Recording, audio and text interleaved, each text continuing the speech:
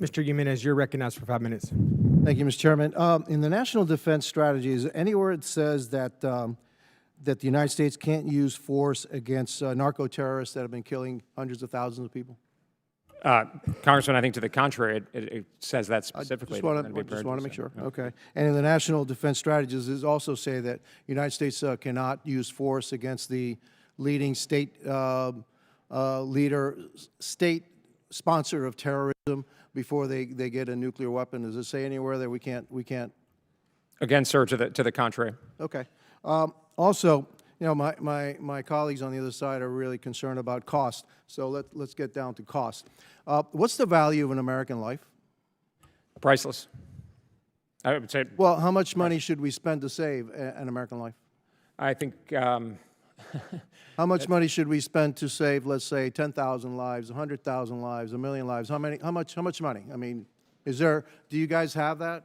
I don't know if we have that kind of actuarial. I suppose the insurers do, but I don't think of an answer. But I think obviously everything has a price. Yeah, because morally they're very concerned about the cost of certain strikes on narco-terrorists that were transporting poison into the United States and killing lives.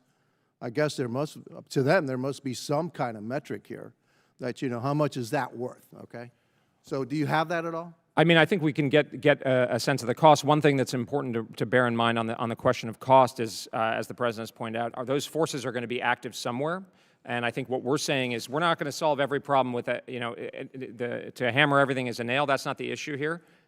We are prepared to use all elements of American national power to address the threat of, that's killing hundreds of thousands of Americans. But every once in a while, you do have to use that hammer. Exactly. You try not to use the hammer, right. But every once in a while, But you're prepared to, and that's part of the peace through strength mantra of the president. And the cost of such a thing in order to save American lives, I don't think that's part of the equation, because the number one job of this government,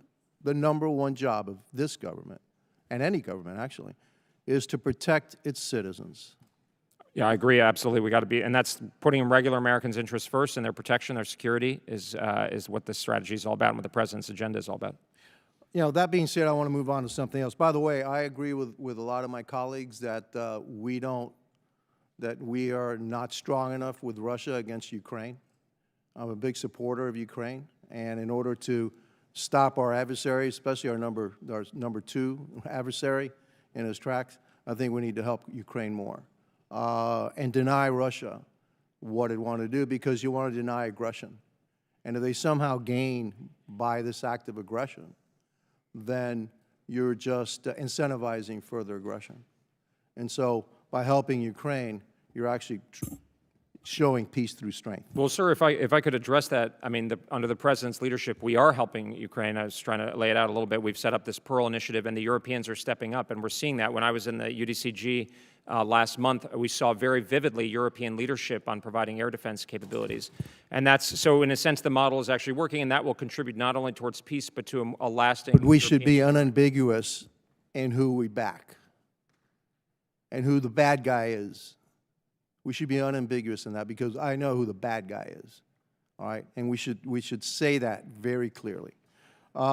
Shifting over, the National Defense Strategy places renewed emphasis on defending the homeland and strengthening security within the Western Hemisphere, which I fully support, because for far too long, we have been, our focus has been elsewhere. And this is our backyard, you know, this is our home, okay, the Western Hemisphere.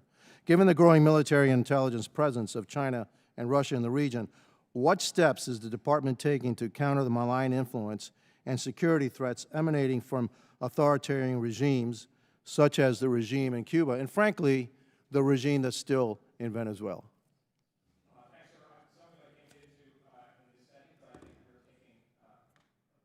Some of it I can't get into, sorry, sir, in this setting, but I think we are taking proactive action using all elements of national power to diminish adversary influence and involvement in the hemisphere. On the issue of Cuba, I'll obviously defer to the State Department or the White House, but I think we recognize clearly the danger and the menace posed by the government in Havana.